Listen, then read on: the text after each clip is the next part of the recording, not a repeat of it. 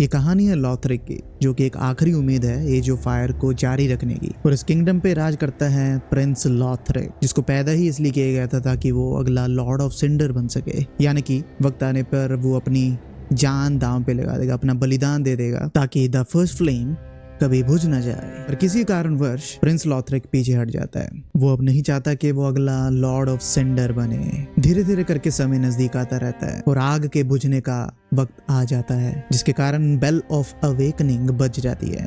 एक ऐसी घंटी जिससे पुराने लॉर्ड्स ऑफ सिंडर अपनी कब्रों से वापस उठ जाएंगे। ऐसे लोग जिन्होंने अपने आप को सैक्रिफाइस कर दिया था इस एज ऑफ फायर को जारी रखने के लिए। वो लॉर्ड्स ऑफ सिंडर हैं Aldrich saint of the deep, the abyss watchers और प्रोफेन्ड कैपिटल का योम द जायंट। और जिस मकसद के लिए इनको दोबारा जिंदा किया गया था, वो इस मकसद को पूरा नहीं करना चाहते। कहीं ना कहीं ये सारे लॉर्ड्स इस दुनिया से उम्मीद खो चुके हैं और इस खतरे को देखते हुए एक आखिरी उम्मीद को जगाया जाता है। एक ऐसा जिसका कोई नाम नहीं है, जो कि एक अनडेड है, जिसने पहले आग को जगाए रखने की कोशिश जरूर की थी, पर उसमें बिल्कुल नाकामयाब रहा। कहीं ना कहीं उस आग की ताकत इतनी ज्यादा थी कि वो जलकर राख हो गया। एक ऐसा जिसको दूसरा मौका दिया जा रहा है, जो कि अपनी पूरी जी जान लगा के इन सभी की सभी लॉर्ड्स ऑफ सिंडर को मार गिराएगा और उनकी आत्माओं को उनके तख्तों पे वापस ले आएगा, जिनका इस्तेमाल करके फ्लेम को दोबारा लिंक करके इस एज ऑफ फायर को जारी रखा जाएगा। And here comes the rise of ashen one,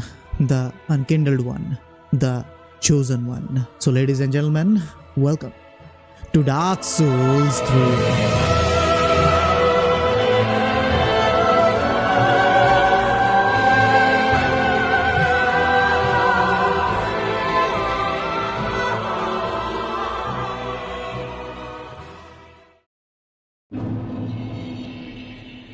अभी लगभग मुझे 2 हफ्ते हो चुके हैं डार्क सोल्स 3 को खत्म किए हुए, और आई am not lying when I am saying this कि जो मुझे एक्सपीरियंस मिला ना, उससे मैं अभी तक उभर नहीं पाया हूँ। This game is still living in my head rent free, to be honest. And unlike a lot of you guys, Dark Souls की सीरीज में ये मेरा पहला एक्सपीरियंस था। तो मैंने डार्क सोल्स 1 और 2 नहीं खेली थी। मुझे पता था कि ये गेम DS1 के प्लेयर्स को एक बहुत ज्यादा नॉस्टैल्जिक वैल्यू प्रोवाइड करती है। There are a lot of callbacks to that game, but I am gonna be brutally honest here, even though I never played DS1, it never hindered the experience, the incredible journey I had in DS3. Like from the very moment you step into this game, जो इस game का menu music है, इतना ज्यादा तगड़ा, रोंगटा खड़ा कर देता है आपको वो। And at that very moment you know you are about to experience something legendary. और उसके बाद भाई जो इसका इंट्रो सिनेमैटिक है, कितनी बारीकी से, कितनी जबरदस्त डिटेल से डिजाइन किया गया है उस पूरे सिनेमैटिक को। Literally some of the best prologues we have ever seen in the gaming industry. In terms of sheer quality,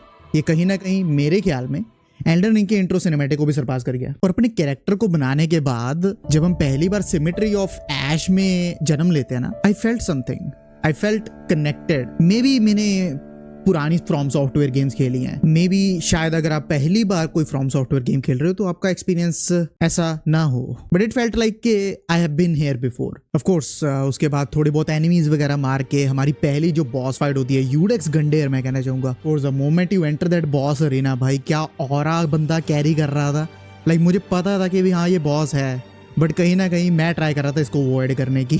difficulty के मामले में कोई ज्यादा मुश्किल नहीं है ये, जैसे कि हमने एल्डन रिंग में देखा था सोल्जर ऑफ गॉथरिक, भाई कितना ज्यादा मुश्किल बॉस था। फॉर मी, जिसके पास एक्सपीरियंस था पुरानी गेम्स का, he was not so tough for me, मतलब 2-3 ट्राइज में मार दिया था। But I think as a tutorial boss they really nailed it. और उसके साथ भाई क्या इस गेम की टोन सेट हो जाती है। ऑफ कोर्स जो कॉइल्ड स्वॉर्ड हम उसकी छाती में से निकालते हैं, इट टर्न्स आउट के वही स्वॉर्ड फायरिंग श्राइन की बॉनफायर को लिट करने के लिए काम आनी थी। और जब मैंने वो बॉनफायर लिट की ना, मेरी एक चीज क्लिक हुई कि भाई जिस बंदे से हम एक्चुअल में लड़े थे वो कोई और नहीं था, वो कोई एनिमी नहीं था। He was actually just a test subject. वो just हमें टेस्ट कर रहा था कि we are really worthy of taking over this huge and difficult journey. और तब तक कोई डायलॉग एक्सचेंज नहीं हुआ होता, but you still understand what happened there. और फिर से यहाँ पे FromSoft की environmental storytelling shine कर गई. And of course that's where we get to the main hub area of this game, the Firelink Shrine, जहाँ पे हमारे main दोस्त रहते हैं, हमारे NPCs, where you meet our beautiful lady, जो हमें गाइड करेगी इस बड़ी जर्नी पे। The Firekeeper. Out of all the NPCs I've ever seen in From Software games, she is the most beautiful one. And of course, the background score of Firelink Shrine, bhai, how it eases you in. आपको literally एक comforting सी feeling मिलती है, अभी हाँ आप एक अच्छी जगह में हो, बाहर इतनी दर्दनाक, डिप्रेसिंग, हॉरिफाइंग दुनिया है, यहाँ पे आके एक्चुअल में ऐसी फीलिंग आती है कि भाई हाँ, अब मुझे कोई कुछ नहीं कह सकता, अब बस फायर कीपर की बाहों में ही जाने की देरी है। आंड्रे हमारा दोस्त, अपेरेंटली मेरी चैट ने मुझे बता दिया था कि ये बंदा DS1 में भी था, यही था जिसने हमारे वेपन्स वगैरह रिपेयर किए थे उस गेम में भी। इसके भाई वर्ड्स प्रिटी बी केयरफुल मेरे अंत तक आते आते दिमाग में छप गए थे। Pretty be careful. Such a cool guy. Our handmaiden, जिससे हम अपनी आइटम्स वगैरह परचेज कर सकते हैं, ट्रेड कर सकते हैं, सेल कर सकते हैं। There is an NPC and unkindled just like us, जिससे हमें इस दुनिया के बारे में और जानने को मिलता है और लॉर्ड्स की पीछे की कहानी जानने को मिलती है। So there is like a lot of good amount of detail that they have put at least at the starting of the game, जिससे आप ढल जाते हो इस गेम में। अगर आपने DS1 अगेन नहीं भी खेली है, the world building is so pure कि कभी दिक्कत फील नहीं हुई मुझे honestly। फ्रॉम सॉफ्टवेयर की गेम्स की कहानियां ना शुरुआत से काफी ज्यादा वेग रही हैं, मतलब आपकी वो कोई हैंड होल्डिंग नहीं करती,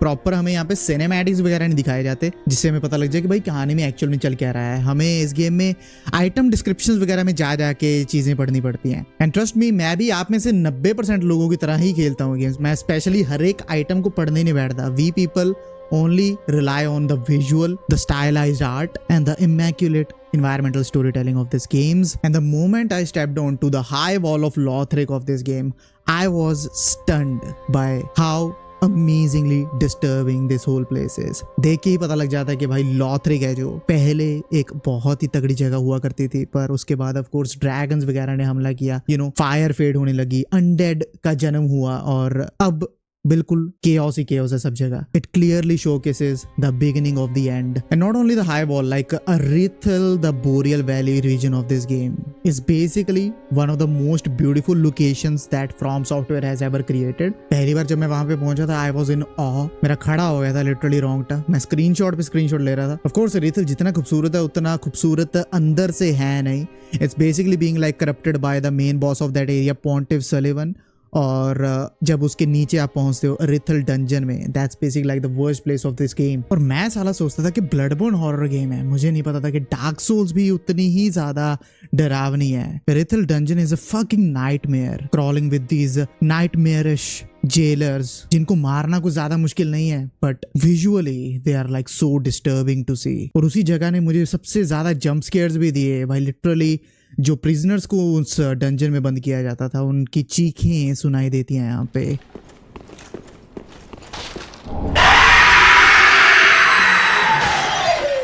सुन के ही समझ आते हो कि इन जेलर्स ने कितना तड़पा तड़पा के मारा होगा इनको। And again the environmental story telling is amazing here, and these are just like few of the areas we talked about. Basically every region is like so beautifully handcrafted in this whole game that I just fell in love with this man.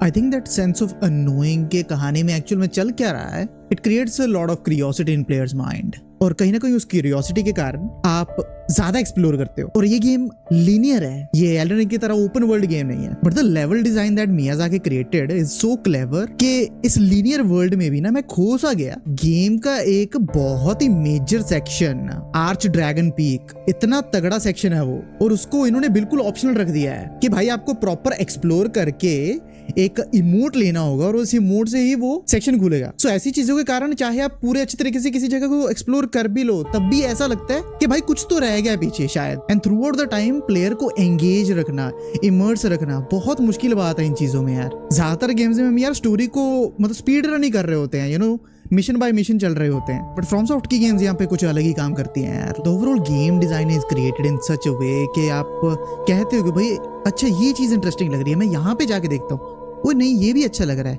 मैं यहाँ पे भी जाके देखता हूँ। अगर मैं Elden ring से कंपेयर करूँ ना, उस गेम में भी अंत तक आते आते चीजें थोड़ी बहुत मैं कहना चाहूँगा रेपिटेटिव हो जाती हैं। मैं गेम को बुरा नहीं कह रहा, like overall quality is like really amazing, like the open world is revolutionary in that game, पर कहीं ना कहीं चीजें रीस्किन होके आपके सामने आई जाती हैं। एनिमीज वगैरह आपको सेम दोबारा दिखते हैं आफ्टर अ सर्टेन पॉइंट, पर यहाँ the linear approach that Miyazaki took is doing wonders here. और लीनियर अप्रोच होने के कारण भाई कितना ज्यादा फोकस्ड होगी सारी चीजें। Anything that is useful for your character, मतलब इतना केयरफुली इन्होंने ब्लेंड इन कर दिया ना पूरे के पूरे एनवायरनमेंट में कि ना चाहते हुए भी आपको उसको मिस कर जाओगे। आप जितने भी ट्राई कर लो कुछ ना कुछ तो मिस हो ही जाता है। Thanks to the terrifying enemies in this game, specially Road of Sacrifice का एरिया था जो इस गेम का। In terms of enemies I think that shit is the worst. अबे ये क्या है? तेरी पैर बंदर। उसके ऊपर वो गंदा सा मड वाटर है जहां पे आप अच्छे से चल भी नहीं सकते, भाग भी नहीं सकते। गया।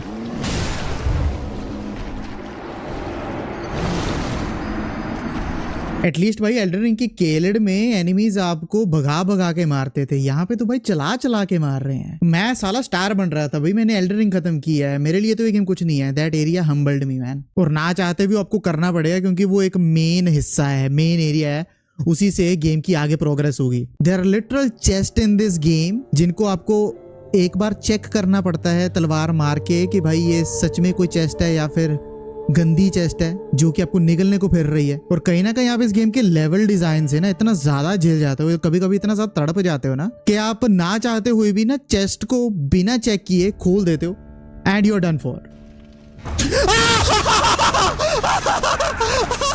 सो ये जो गेम माइंड गेम्स खेलती है आपके साथ कि आपको हर वक्त चौकन्ने रहना पड़ेगा। You have to look around, environment को बहुत ध्यान से देखना पड़ता है। There could be anyone around the corner जो कि आपको नीचे गिरा देगा और खत्म कर देगा। These frustrating things actually makes this game special. And of course, after learning everything, after so much deaths, after patiently waiting, when you finally conquer that level, that sense of achievement is still unmatched. Literally जो भी item आप इस game में ढूंढते हो, it could be a piece of scrap as well. Everything has a thought behind it. For example, इस game की जो मेन हीलिंग आइटम है एस्टस फ्लास्क, वन वुड थिंक कि सिर्फ एक नॉर्मल हीलिंग आइटम है जो कि हाँ ये हीलिंग का काम बिल्कुल करती है, पर इसकी हीलिंग के पीछे भी एक मतलब है, एक कहानी है। इस फ्लास्क के अंदर लिटरली एक आग जल रही है एंड दैट्स द रीजन जब भी आप किसी बॉनफायर पे वापस जाते हो वो रीफिल हो जाती है पूरी की पूरी। अब देखोगे कि आपको कोई भी जरूरी आइटम्स वगैरह मिलती हैं, जैसे कोई आर्मर हो गया या फिर कोई बड़ी सी सोल हो गई, उनके पास एक डेड बॉडी सी भी आप देख सकते हो। These are not the items that have been like put in the game just to help you out. ये लिटरल इंसान थे, दे वर लिटरल वॉरियर्स जो कि अपनी डेस्टिनी को कहीं ना कहीं फुलफिल नहीं कर पाए और जहां पे वो मरे वहीं पे अपने आखिरी रिमेन्स छोड़ गए ताकि हम जैसे जरूरतमंद को वो चीजें मिल सकें। It's this small little details like that extra thought creates a sense of immersion, जहाँ पे आपको ऐसा लगने लग जाता है कि आप कोई सिर्फ एक वीडियो गेम नहीं खेल रहे हो। It's like its own reality. The world start to feel connected, it feels alive and I think that's one of the major reasons FromSoftware की गेम्स बाकी डेवलपर से, बाकी गेम से काफी ज्यादा एक अलग फीलिंग देखी जाती है। Let him grant death to the old gods of Lordran, deliverers of the first flame.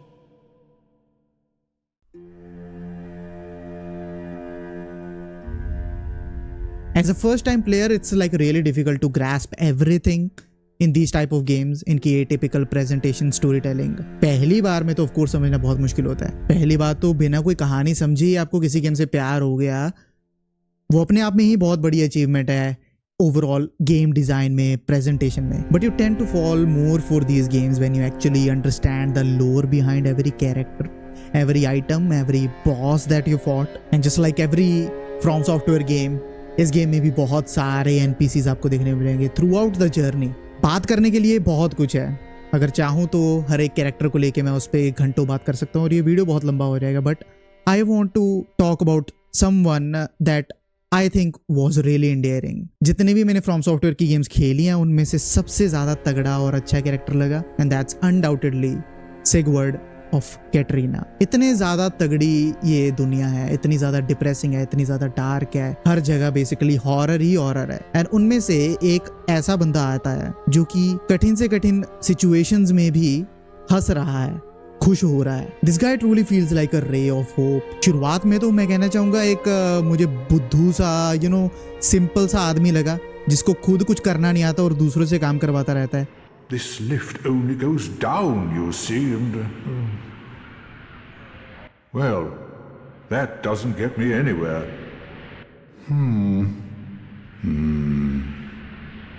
But by the end, when I did his quest line, thanks to the amazing subscribers जिन्होंने मुझे actually guide किया उस quest line में, I end up falling in love with this guy, man. कैसे वो final boss fight में Yom the giant के साथ ऑरा फार्म कर रहा होता है. इतने तगड़े तगड़े डायलॉग्स उस बॉस फाइट को कितना ज्यादा स्पेशल बनाते हैं. पहली बार जब मैं यॉम से लड़ रहा था मुझे इतना ज्यादा मजा आया. मैं इतना जॉयफुल था कि भाई हाँ, साथ में कोई बहुत तगड़ा बंदा खड़ा है. And of course after that fight we make a final toast. वो हमें गुड बाय कहता है, हमें अलविदा कहता है, हमें गुड लक कहता है हमारे फ्यूचर जर्नी के लिए. और उसके बाद मैं ऑफ कोर्स डांसर के साथ लड़ने चला गया. But here is the interesting part. After understanding the lore behind Yhorm the giant, I came to know मैं कितना ज्यादा मिसअंडरस्टैंड कर रहा था दोनों ही कैरेक्टर्स को. अपेरेंटली सिगवर्ड हमारी हेल्प नहीं कर रहा था यॉम को हराने के लिए. It was the other way around. हम उसकी हेल्प कर रहे थे यॉम को हराने के लिए. Both of these characters had a really disturbing and heartbreaking past, which of course brings me to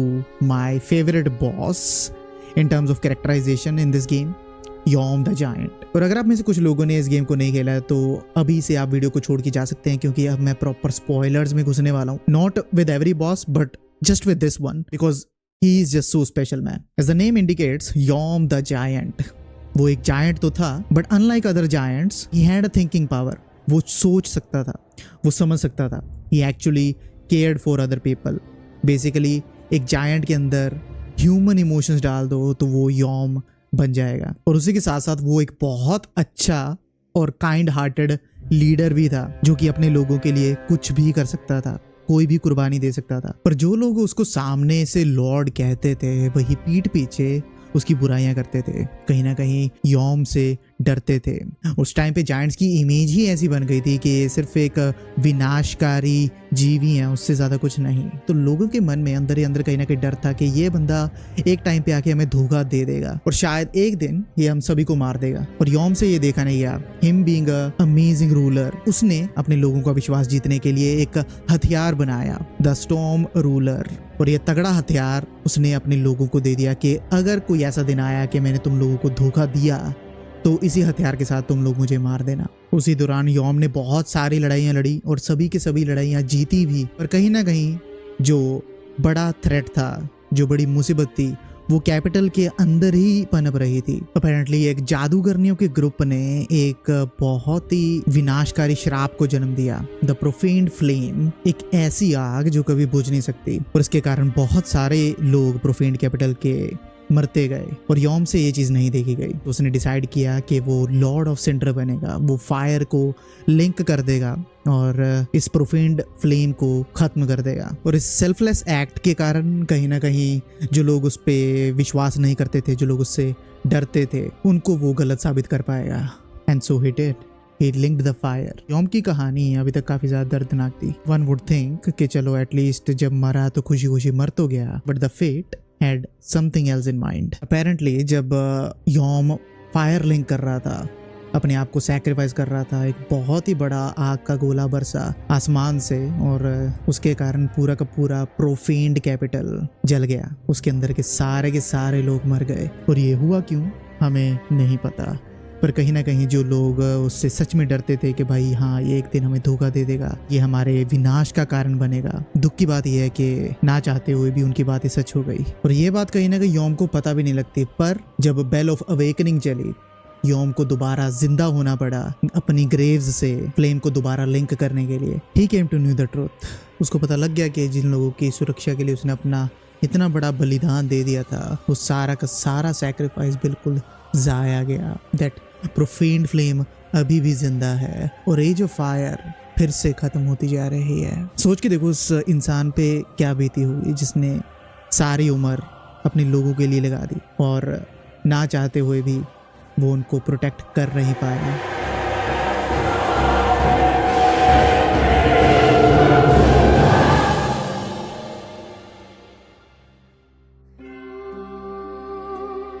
Yom का इस चीज को देख के दिल टूट गया था और उसको कुछ नहीं चाहिए था। He didn't wanted to link the flame again. उसको पता लग गया था कि भाई इस चीज को करने में कोई फायदा नहीं है, और वो चुपचाप अपने प्रोफेन्ड कैपिटल के तख्त पे जाके बैठ गया, बिल्कुल अकेला। And that's not even the whole story.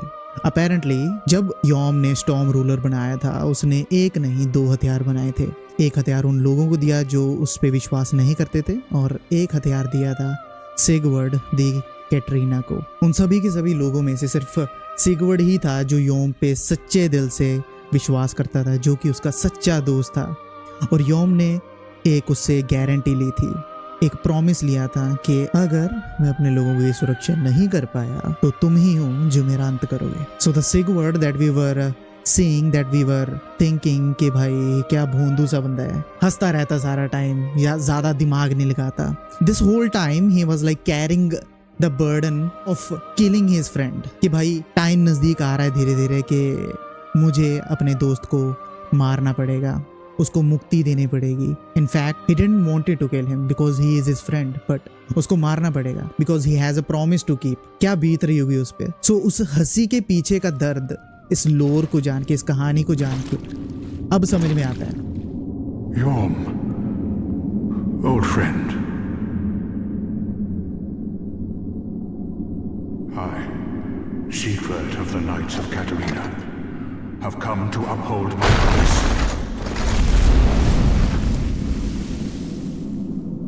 Sun shine upon this Lord of Cinder. और यॉम द जायंट इस गेम की मेजर बॉस फाइट है। इस सच को जानने के बाद आई डोंट थिंक कोई भी इसको मारना चाहेगा। At least there should be an option that we can give a hug to him, that we can tell that भाई जो भी तूने किया बहुत सही किया, इट्स जस्ट कुदरत कुछ और ही चाहती थी, you are a good guy and this is just one of the very few stories this game is trying to tell. ऐसा ही तगड़ा लोर, काफी अच्छी अच्छी कहानियां इस गेम के बॉसेस के पीछे छिपी हुई हैं, बट यॉम द जायंट की कहानी कहीं ना कहीं मेरे दिल को छू गई थी। और जब से मैंने इसके बारे में जाना है, मैं कॉन्स्टेंटली एक थॉट में रहता हूँ। And as I said before के you love this games when you play it for the first time, आपको बहुत ज़्यादा मज़ा आता है अगर आपको कहानी समझ में भी ना आए, पर जब एक्चुअल में आपको इनकी कहानी समझ में आती है, you tend to love this games more. As the name indicates, Dark Souls, ये गेम बहुत ज़्यादा डार्क है, डिप्रेसिंग है, ज़्यादातर कैरेक्टर्स की कोई अच्छी एंडिंग नहीं है इस गेम में। और उसी के साथ साथ मैं यहाँ पे थोड़ा सा फाइनल बॉस के बारे में भी टचअप करना चाहूंगा। Soul of Cinder, such an incredible final boss. He's definitely like one of the greatest final bosses ever made in any game. मुझे चैट ने समझाया था कि कैसे वो बॉस जो पुराने अनकिंडल्ड थे, जो हमसे पहले लोग आए थे, जिन्होंने अपने आप को सेक्रीफाइस किया था, उन्हीं सभी का वो एक मिश्रण था। और उसका जो सेकंड फेज है वो खुद लॉर्ड ग्वेन था, the first Lord of Cinder. उसकी कहानी जान के भी भाई मजा सा आ गया, मैं कहना चाहूँगा। And I achieved like the true ending in this game, जहाँ पे हमें सोल ऑफ सिंडर को मारने के बाद 2 ऑप्शंस मिलती हैं, या फिर हम फायर को दोबारा लिंक कर दें ताकि ये जो फायर चलती रहे, या फिर अगर आपने ट्रू एंडिंग अनलॉक कर दी, अगर आपने फायर के ऊपर को उसकी खोई हुई आंखें वापस दे दी, तो वो एक्चुअल सच देख पाएगी।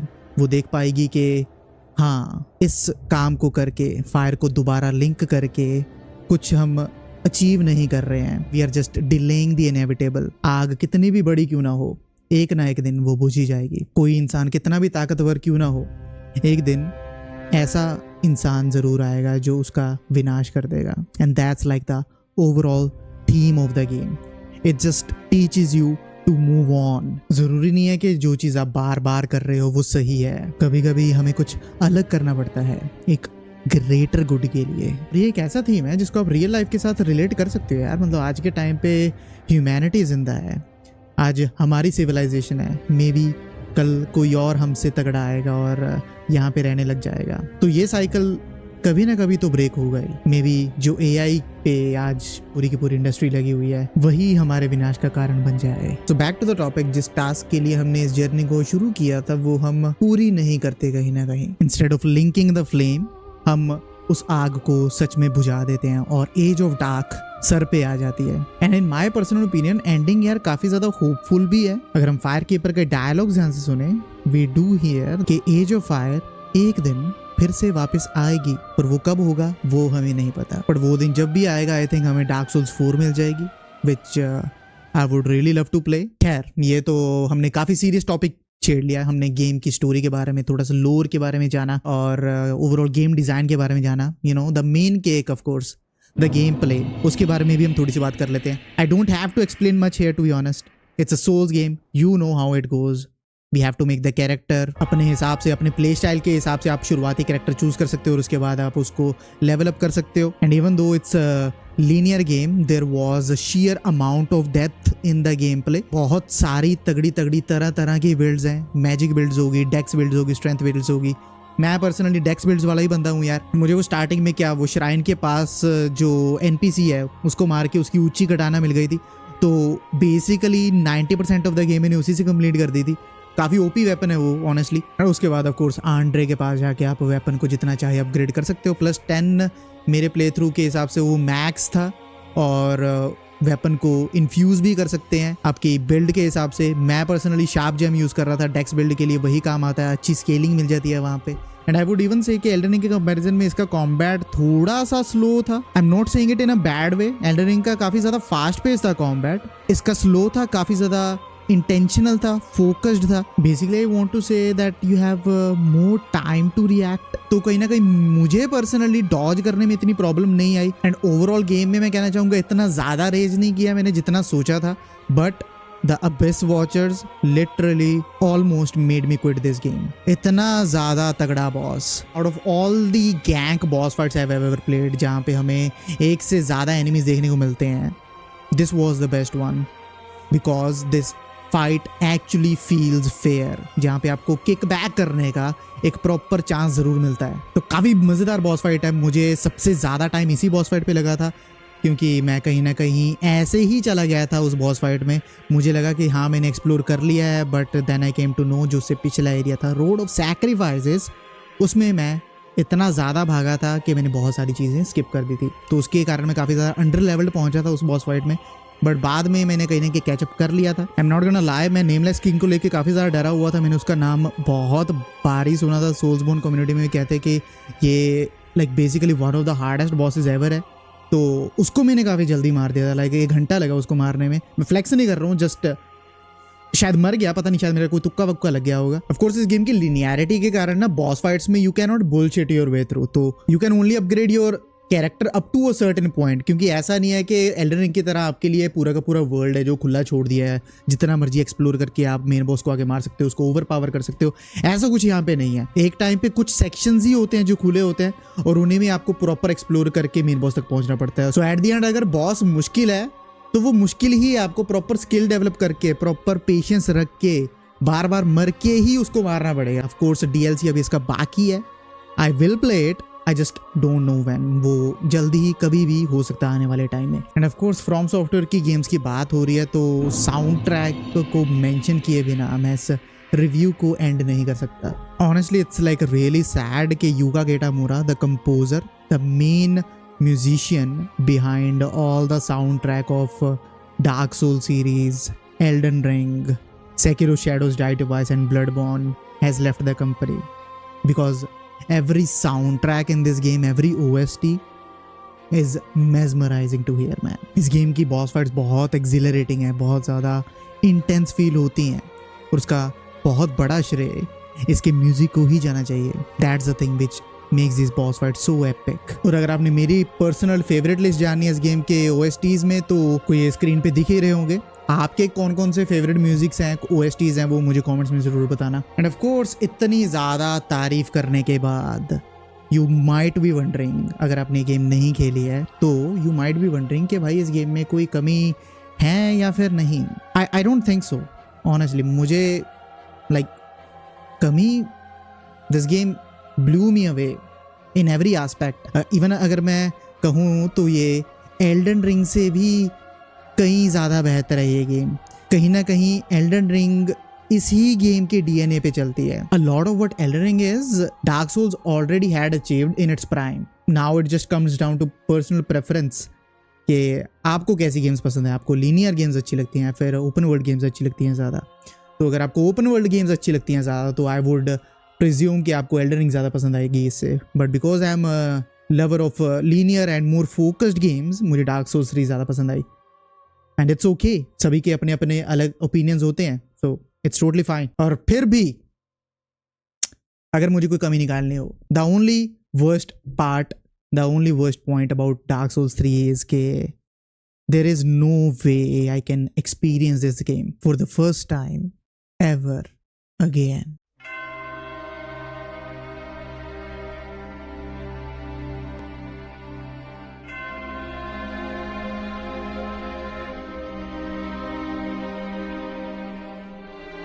So yeah, that's it for today's episode guys. I hope आपको मजा आया होगा. Like I said, मैंने कुछ ही दिन पहले इस गेम को खत्म किया और मेरे दिमाग से जा नहीं रही है गेम.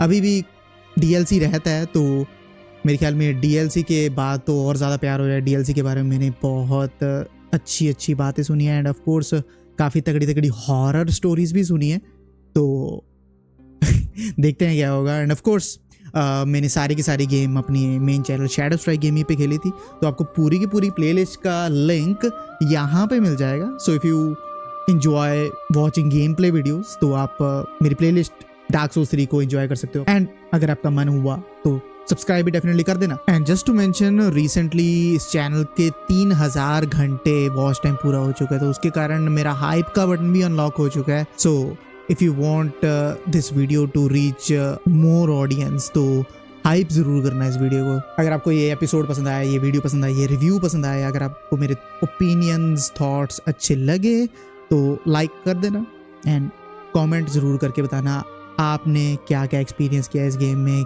क्या ऐसी चीज़ थी जो शायद मैंने इस रिव्यू में मिस कर दी, जो शायद मैं नहीं कह पाया, जिसके बारे में मुझे मेंशन करना चाहिए था, वो मुझे कमेंट्स में ज़रूर बताना। और ऐसे ही तगड़े गेम के बारे में रिव्यूज़ देखने के लिए, रिएक्शंस देखने के लिए, गेमिंग की न्यूज़ जानने के लिए, ओवरऑल गेमिंग के पर्सपेक्टिव्स को जानने के लिए इस चैनल को भी सब्सक्राइब करना बिल्कुल मत भूलना। और मैं मिलता हूँ आपको अगले तगड़े एपिसोड में। मैं दोस्तों साइनिंग ऑफ, गुड बाय।